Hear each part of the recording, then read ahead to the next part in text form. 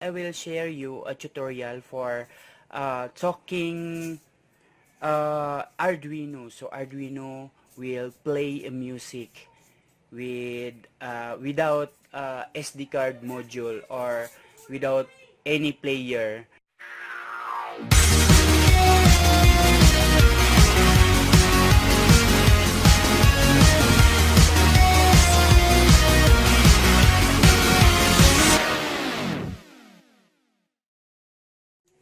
Hi guys, back again with me, Cyberdude.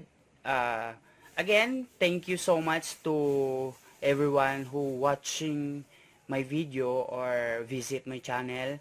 And guys, don't forget to subscribe and like. And also, if you have a comment, just comment below. So guys, today I will share you a tutorial for talking Arduino. So Arduino will play a music with without SD card module or without any player. So guys, the material we use today is, of course, we use first is Arduino Uno, and then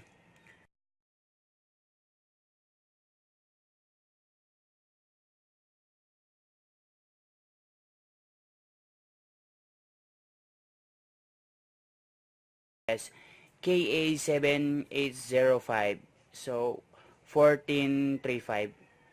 So this is, and then we use two male jumper wire,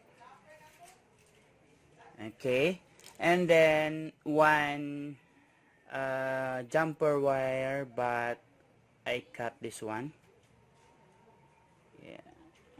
Okay, sorry, can't focus.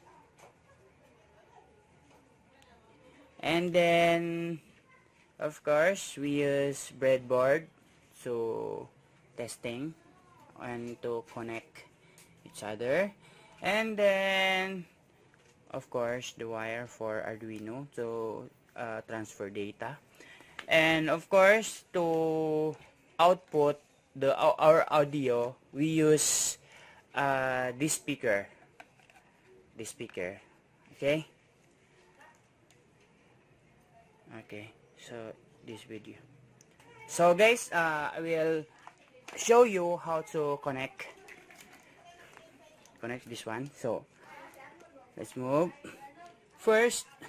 Our capacitor, we use this, put this one, okay, and then take this one,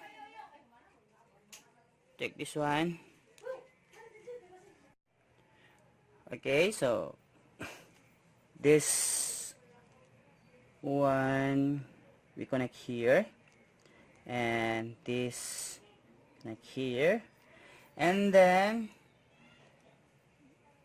the short one we connect here in the middle, okay, right?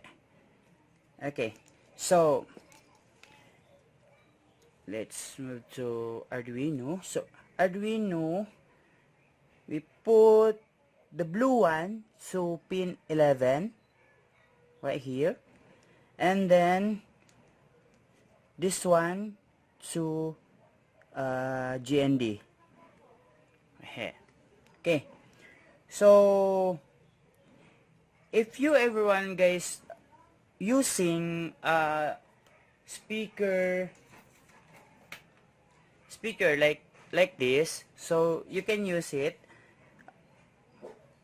This one, the negative one, you connect here to the middle, and then the positive you pin here at the pin 5 volt.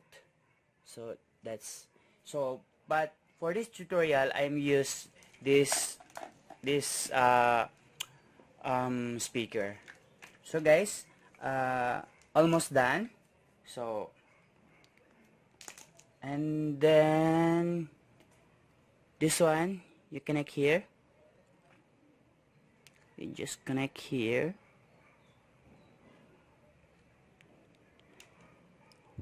Okay, so